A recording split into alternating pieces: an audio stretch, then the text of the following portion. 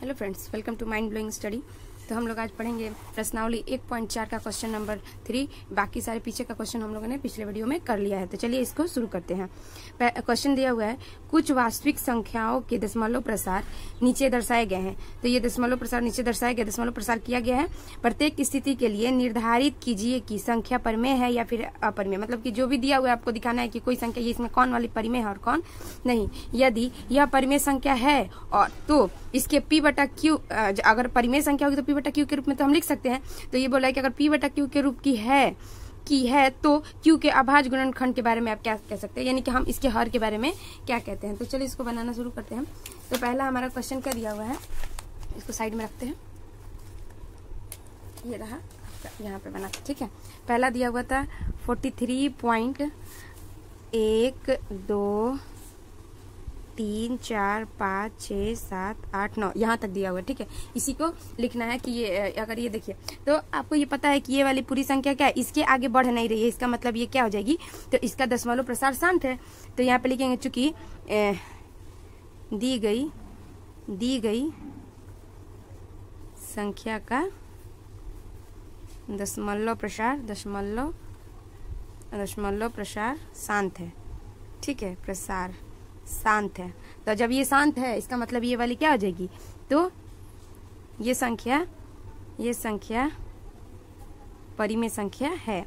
तो ये वाली हो गई ये कि ये परिमेय संख्या है, ठीक है। तो हम क्या लिख सकते हैं, तो अगर इसको हम तोड़ के लिखने का, अगर हम इसको चाहें अगर लिखना परिमेय के रूप में, तो इसको कैसे लिख लेंगे। तो देखिए कैसे लिखते हैं। आपको पता है दशमलव हटाने के लिए हम इस दशमलव के बाद जितने भी अंक होते हैं उतने ही एक पर जीरो लगाते थे। कितना अंक है, 9 अंक है। तो 1 2 3 4 5 6 7 8 9। तो इसको और कैसे लिख सकते हैं, तो इसको ऊपर वाला तो ये एकदम सेम ही लिखा जाएगा और नीचे वाला कैसे लिखेंगे। तो जैसे ही हम लोगों ने पिछले वीडियो में कहा था कि 1 ठो 10 बनाने के लिए 1 5 और 1 2 लगेगा, उसी तरह से अगर 10 ठो हमें 9 ठो 10 बनाना है तो इसका मतलब 9 ठो होगा और 5 भी कितना होगा, 9 ठो। यानी कि 2 का पावर 9 इंटू 5 का पावर 9 लिख सकते हैं आराम से, क्योंकि इसका जब पावर बराबर होता है और संख्या अलग अलग दी रहती है तो क्या रहता है, नीचे नीचे गुणा किया जाता है, पावर वही लिख दिया जाता है। तो अगर इसको लिखना चाहे तो 10 का पावर 9 लिखेंगे ना, और यहाँ पे ये क्या है 10 कितना है, 0 0 कितना है 10, तो 10 का पावर 10 इसको खोल के लिखेंगे तो फिर यही चीज मिल जाएगी। तो ये हो गया। तो इसके बारे में हम लिख सकते हैं कि हर का यानी Q का अभाज्य गुणनखंड लिख देंगे कि 2 का पावर n इंटू 5 का पावर m के रूप का है, ये वाली क्वेश्चन बहुत इजी थी, आराम से बन गया। हम अगला क्वेश्चन करते हैं, ठीक है। तो अगला क्वेश्चन दिया हुआ है कि 0.12012001000 ऐसे करके ये संख्या क्या हो रही है, आगे की तरफ बढ़ते जा रही है। इसका मतलब ये क्या है कि ये संख्या जो दी हुई है ये तो शांत ही नहीं है। शांत का मतलब कि वो कहीं ना कहीं जाके अपने आप खत्म हो जाएगी, मतलब कि उसका जो यहाँ संख्या दशमलव के बाद आ रही है कहीं ना कहीं जाके रुक जाएगी। लेकिन अशांत में क्या होता है, वो संख्याएं रुकती ही नहीं है। तो इसका दशमलव प्रसार आपको पता चल गया कैसा है, अशांत है। तो लिख देंगे चूंकि दशमलव प्रसार, अब इसको भी बहुत अच्छे से लिख सकते हैं जैसे हम लोगों ने पहला क्वेश्चन में लिखा है। तो इसी तरह लिख दीजिए दशमलव प्रसार अशांत है। और जिस भी संख्या का दशमलव प्रसार अशांत होता है वो संख्या कैसे होती है, वो संख्या होती है अपरिमेय, अर्थात यह एक अपरिमेय संख्या अगर अपरिमेय है तो इसको हम P बटा Q के रूप में नहीं लिख सकते हैं, ठीक है ना। समझ में आ रहा है ना आप लोग को, ठीक है।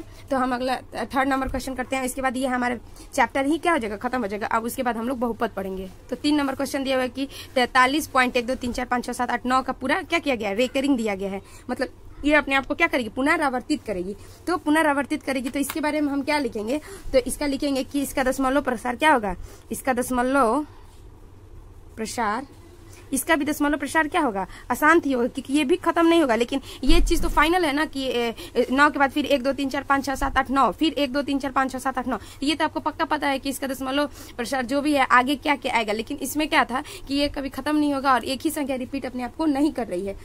लेकिन ये अशांत है, परंतु क्या है, आवर्तित है। आवर्तित मतलब अपने आप को क्या कर रही है, दोहरा रही है, आवर्तित है। तो जो भी संख्या अशांत और आवर्तित होती है वो परिमेय संख्या होती है। ये चीज आपको ध्यान में रखना होगा, अर्थात यह एक परिमेय संख्या है। तो इसका मतलब ये परिमेय संख्या है, तो इसको हम P बटा Q के रूप में लिख सकते हैं, ठीक है ना।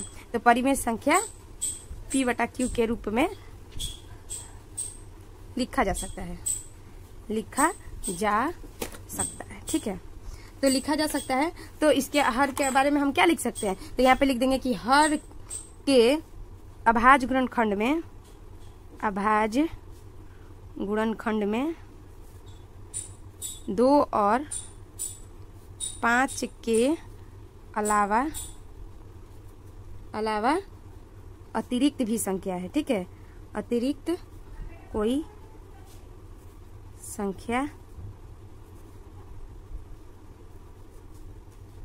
ठीक है। तो ये हो गया, तो ये भी आराम से हो गया। इसमें 3 ही क्वेश्चन था, तो ये वाले हो गया। अब हम लोग अगला बहुपद का चैप्टर करेंगे।